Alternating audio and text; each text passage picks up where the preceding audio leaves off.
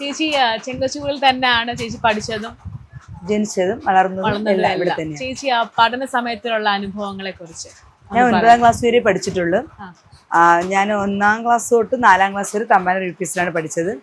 4ാം class തൊട്ട് 6ാം class വരെ കൊല്ലത്തുള്ള ഒരു CSI ബാലികാ മന്ദിരത്തിലാണ് പഠിച്ചത്. വീണ്ടും 6ാം ക്ലാസ് തൊട്ട് ഇവിടെ തന്നെ വന്ന് തമ്പാനൂർ UPSൽ ജോയിൻ ചെയ്ത്.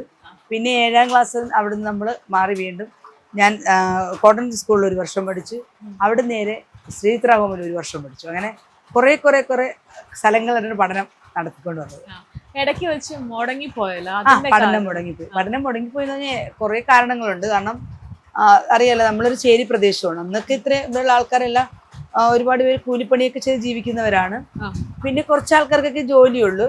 പിന്നെ ഒരു 90 കാലഘട്ടം വരെയുള്ള കുട്ടികളൊക്കെ പഠിക്കുന്നതെന്ന് വെച്ചാൽ ഒരു 7ാം ക്ലാസ് വരെയൊക്കെ ആകുമ്പോൾ തന്നെയാണ് ഞങ്ങളുടെ തമ്പാനൂർ UPSലാണ് ഞങ്ങളുടെ പഠനം. പക്ഷെ അവിടെ നമുക്ക് 7ാം ക്ലാസ് കഴിഞ്ഞാൽ ഞങ്ങൾ അടുത്ത് പഠിക്കാൻ പോകേണ്ട മറ്റു സ്കൂളുകളിലാണ്. അപ്പൊ ഈ 7ാം ക്ലാസ് വരെ എന്ന് പറയുമ്പോൾ ഞങ്ങൾക്ക് ആ സ്കൂളിനകത്ത് ഞങ്ങളുടെ കുട്ടികളാണ് കൂടുതലുള്ളത്. കാരണം ഈ കോളനിയിൽ നിന്നുള്ള കുട്ടികളാണ് അവിടെ കൂടുതൽ പഠിക്കുന്നത്. അപ്പൊ അവിടെ അതിനകത്ത് വേറെ ഒരു ജാതിയോ മതമോ ഒന്നും പറയും വിവേചനം ഉണ്ടായിട്ട് എനിക്കറിയില്ല. പക്ഷേ അവിടെ നമ്മൾ 8ാം ക്ലാസ്സിലോട്ട് 8ാം തലത്തിലോട്ട് പഠിക്കുമ്പോൾ അടുത്ത സ്കൂളുകളിൽ പോകുമ്പോൾ അവിടെ ഉണ്ടാകുന്ന കുറേയേറെ പ്രശ്നങ്ങളുണ്ട്. ജാതിയുടെയും മതത്തിന്റെയും ചേരിയുടെയും എന്നൊക്കെ രീതിയിൽ നമ്മളെ ടീച്ചേഴ്സ്മാരുൾപ്പെടെ നമ്മളെ അവഗണിക്കുന്നുണ്ട്. ചിലരൊക്കെ മനം മടുത്ത് അങ്ങ് അവർ പോവില്ല, അതുകൊണ്ട് അങ്ങ് പഠിത്തം നിർത്തും. പിന്നെ അതൊന്ന്. രണ്ടാമത് ആ സമയങ്ങളിൽ തന്നെ ഒരു 14, 15, 16 വയസ്സൊക്കെ നമ്മുടെ വിവാഹങ്ങൾ നടക്കും. പിന്നെ വിവാഹങ്ങളുടെ ഇതിനകത്തുള്ളവർ തന്നെ പരസ്പരം സ്നേഹിച്ചൊക്കെ അങ്ങ് ജീവിക്കുന്നവരാണ്. അങ്ങനെയൊക്കെ ഒരു കാലഘട്ടം. കാരണം പുറത്തുനിന്ന് ആൾക്കാരൊന്ന് വിവാഹം കഴിച്ചുകൊണ്ട് പോകാൻ മടിക്കുന്ന ഒരു കാലമാണ്. ചെങ്കൽച്ചുളയിൽ നിന്ന് കെട്ടിക്കൊണ്ടുവരാനും കെട്ടിക്കൊടുക്കാനും അറയ്ക്കുന്നവരാണ് ആ കാലഘട്ടത്തിൽ. അപ്പൊ അങ്ങനെയാണ് ആ സമയങ്ങളിലുള്ള ഒരു പഠനം. അപ്പൊ ആ പഠനത്തിന് 4ാം ക്ലാസ് തൊട്ട് 6ാം ക്ലാസ് വരെ ഞാൻ പഠിച്ച്, ഞാൻ കൊല്ലത്താണെന്ന് പറഞ്ഞല്ലോ, CSIയുടെ ഒരു ബാലികാ മന്ദിരത്തിൽ. പക്ഷെ അവിടുത്തെ പഠനം ഈ സിസ്റ്റേഴ്സിന്റെ ഒരു കോൺവെന്റ് ആയിരുന്നു, അതായിരുന്നു. അപ്പൊ അവിടെ പഠിപ്പിക്കുന്ന കാര്യങ്ങൾ നമുക്ക് ഓരോ ദിവസവും അവർ നമ്മളെ സ്കൂൾ പഠനത്തെക്കാളും നമ്മളെ പുസ്തകത്തെക്കാളും കൂടുതൽ നമ്മുടെ ജീവിതം എങ്ങനെയായിരിക്കണം, നമ്മൾ എങ്ങനെയായിരിക്കണം എന്നതിനെ കുറിച്ച് നമുക്ക് ഒരു ദിവസം നമ്മൾ ചെയ്യുന്ന കാര്യങ്ങൾ നമ്മൾ നോട്ട് ബുക്കിൽ എഴുതും. ഒരു ഡയറി എഴുതുന്ന പ്രായമൊന്നും അല്ല എനിക്കത് എഴുതാനും അറിയില്ല. പക്ഷെ അവിടെ ഈ നമ്മുടെ നെഗറ്റീവും പോസിറ്റീവായ കാര്യങ്ങൾ നമ്മൾ എഴുതണം. അങ്ങനെ അത് ഓരോ ദിവസം തോറും നമ്മൾ പരിശോധിക്കണം. എത്രത്തിൽ നമുക്ക് മാറ്റം ഉണ്ടായി, അല്ലെ എത്ര കാര്യം നമ്മൾ വീണ്ടും അത് ആവർത്തിച്ച് നിൽക്കണം. പക്ഷെ അത് അവിടെ വിട്ട് ഞാൻ ഇവിടെ വന്നിട്ടും എൻ്റെ ജീവിതത്തിന് അത് മാറിയില്ല.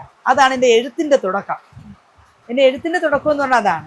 പിന്നത്തേന് ഞാൻ എൻ്റെ സന്തോഷങ്ങളും സങ്കടങ്ങളും എൻ്റെ എനിക്ക് ചുറ്റും ഉണ്ടാകുന്ന എന്ത് കാര്യങ്ങളും എനിക്ക് എഴുതണമെന്ന് തോന്നിയാൽ ഞാൻ അങ്ങ് എഴുതും. ചിലപ്പോൾ ഞാൻ മിക്കവാറും എഴുതുന്നത് എനിക്കൊരു ഡയറിയോ ഒരു പേനയോ ഒരു മേശയോ ഒരു അലമാരയോ ഒന്നും സൂക്ഷിച്ചു വെക്കാൻ കെട്ടിറപ്പുള്ളൊരു വീട് പോലും ഞങ്ങൾക്ക് അന്നില്ല, ആ സമയത്തില്ല. അപ്പൊ അങ്ങനെ ഇന്ന് വലിയൊരു എഴുത്തുകാരിയല്ല. അപ്പൊ ചിലപ്പോൾ ഞാൻ എഴുതി തീർന്ന പത്രങ്ങളുണ്ടല്ലോ, ന്യൂസ് പേപ്പറുകൾ, അതിന്റെ പുറത്തൊരു അക്ഷരത്തിന്റെ പുറത്തൂടെ എഴുതിയിട്ടുണ്ട് ഞാൻ, അക്ഷരങ്ങളുടെ പുറത്തൂടെ. കാരണം പിന്നത്തെ എനിക്ക് സൂക്ഷിച്ച് വെക്കണമെന്നോ ഇത് പിന്നത്തെ ഒരു പുസ്തകം തോന്നിയില്ല. അപ്പോഴും തോന്നുന്ന കാര്യം എഴുതും.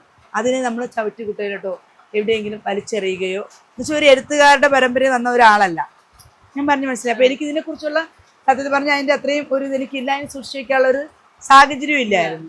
അത് എൻ്റെ ജീവിതത്തിൽ എപ്പോഴും ഉണ്ടായിരുന്നു. അത് ഇന്ന് വരെ ഈ സമയം വരെ എൻ്റെ ജീവിതത്തിൽ അങ്ങനത്തെ കാര്യങ്ങൾ ചെയ്യാറുണ്ട്. ഞാൻ എഴുതും, എനിക്ക് തോന്നുന്ന സമയത്ത് എഴുതും. അതിന് എനിക്ക് പ്രത്യേക ഒരു സമയമോ സ്ഥലമോ ഒരു മുറിയോ ഒന്നുമില്ല. എനിക്കിപ്പോൾ ജോലി ചെയ്തുകൊണ്ട് നിൽക്കുന്ന ഇടയ്ക്കായിരിക്കും ചിലപ്പോൾ എനിക്കൊരു കാര്യം, അവിടെ എനിക്കൊരു അനുഭവം ഉണ്ടായി, ഞാൻ പെട്ടെന്ന് എഴുതും, അതെഴുതും. അങ്ങനത്തെ ഒരു സ്വഭാവക്കാരാണ് ഞാൻ. അപ്പം അതാണ് എൻ്റെ എഴുത്തിൻ്റെ തുടക്കം.